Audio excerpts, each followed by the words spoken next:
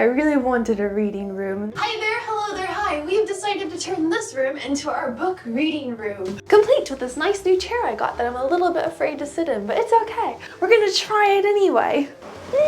And the room is very, very zen. I don't normally wear jeans. This feels weird. I've never done a book tour before, so I'm very excited. I'm not going to show you all of my books that I have. However, I will do the summary of them as well as some ones that I recommend. Up here we have collectibles and things, the fake plant because the cat cannot be trusted. The first shelf is mainly paperback books as well as Studio Ghibli works. I did get to see the My Neighbor Totoro play in London, which is awesome, incredible. So that's the playbook from that. Then we have our Studio Ghibli museum book. You're not actually allowed to take photos or videos inside the museum. This is in Japan. However, there is a book for the museum and there are pictures of the inside in the book. I would like to do a whole video about the museum and things you can experience there, but essentially it is a place that if you love Studio Ghibli films, go there. You'll see all the original animation works and how they go through the process as well as other cool things. We also have exclusive short films done by Studio Ghibli, and this is a children's book of one of the films. This is a collection of Miyazaki interviews and essays. Highly recommend it. It's hilarious. He kind of dishes on Disney. So if you'd like to read about how Miyazaki doesn't like Disney, it's here. For reference, I love Disney. But I can find humor in things, so that's good. Speaking of Disney and Pixar, next we have this one. This is a collection of stories and graphic novels based on the animations. Again, highly recommend it. If you like art, I recommend it. If you like stories and Disney, and this book. This book was sent to me by my sister and I love it, absolutely love it. Long Live the Pumpkin Queen. Ooh, what's this? What's this? Is it the continuation of The Nightmare Before Christmas story? Yes, and it's all about Sally. Sally's so good. Next one. I love this book. It did change my life. This is The Life-Changing Magic of Tidying by Marie Kondo. Her ideas are just kind of simple but brilliant. Another reason you might enjoy it is she basically just gossips about all of her clients. She's like, dude, this person once put this in the sock drawer. Next we have the lovely Bridgerton series. Yes, I did get them on sale. I am a fan of Disney and I am a fan of the Twisted Tales. These are essentially books about Disney movies with a twist. For example, A Whole New World, discover what would happen if Aladdin had never found the lamp. We also have Let It Go, and this one is What If Anna and Elsa Never Knew Each Other. Ooh, good twist. I thoroughly enjoy Good Omens. It's good. If you're not much into reading, that is an Amazon Prime series that I highly recommend. I tend to get a lot of study books. I am a nerd at heart. And Goodbye Christopher Robin. And I was sent it because I went to the premiere. I've actually got the premiere ticket in the book. And do these next ones together because they kind of go together. We have the book for Housemaid and Castle. We have the book for Kiki's Delivery Service. And we have the book for Totoro. Moving on to the next shelf, it is basically Star Wars. If you didn't know this and you are a fan of Star Wars, the books from the Star Wars universe are better than the movies. I'm so sorry.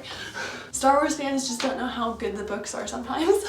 This book is about Galaxy's Edge. Galaxy's Edge, otherwise known as Batuu, is the name of the location at Disney World and Disneyland. And this book definitely expands upon the ideas and customs of the location. If you'd like to read a good story and understand the customs of Batuu more, this is great. This will split opinions. I love this book. I like the book better than the movie.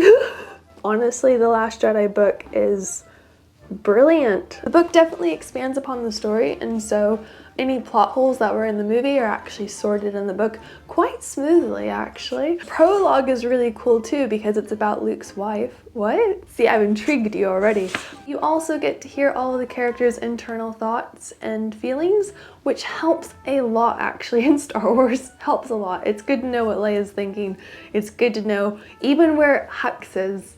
It's good to know what Hux is thinking. There is also Last Shot. I'm going to have nothing bad to say about any Star Wars book I hold up. Again, they expand upon the universe, the stories, and everything just kind of makes a little bit more sense. This one is all about Phasma. Even Phasma has a book, and Phasma's book is interesting. Yet another example of a Star Wars movie book that you might enjoy, especially if you didn't like the film. I say that because sometimes the films don't live up to your expectations, where with a book, the expectations all in your head. So your expectations can be met. This book is actually Tom's. I've not read it yet, but I'm very excited to read it. This Star Wars book is about the High Republic. And then we have the best Star Wars books. If you know someone who is a fan of Star Wars, get them this. This is a full script of The Force Doth Awakens, and basically it's turned the entire film into a Shakespearean play.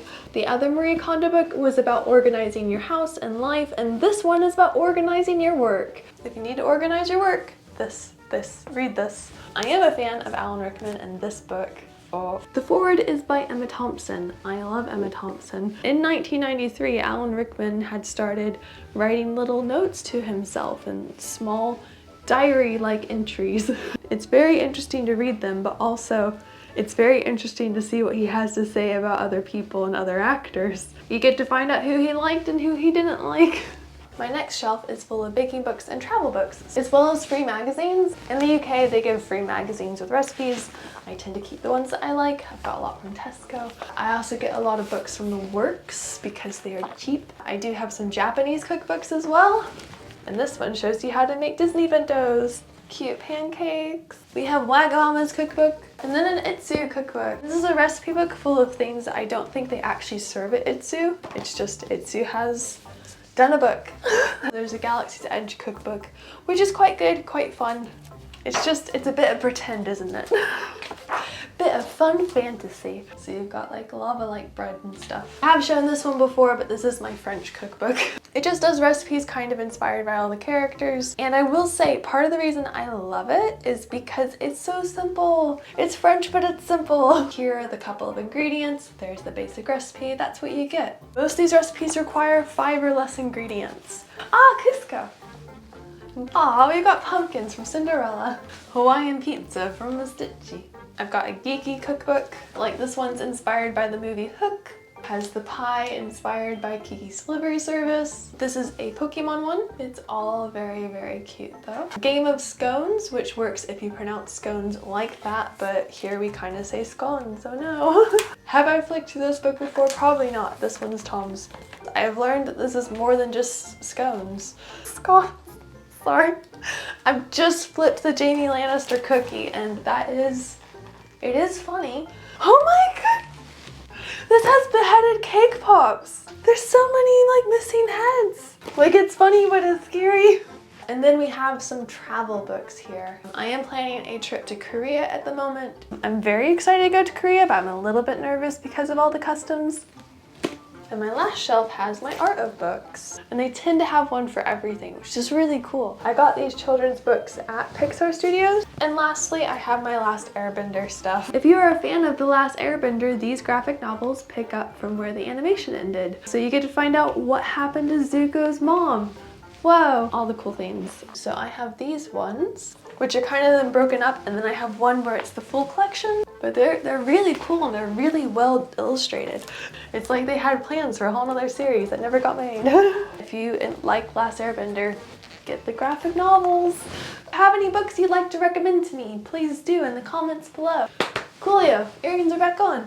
Yeah, but thank you for watching. Hope you enjoyed the video, and I'll see you again next time. Bye, goodbye, bye.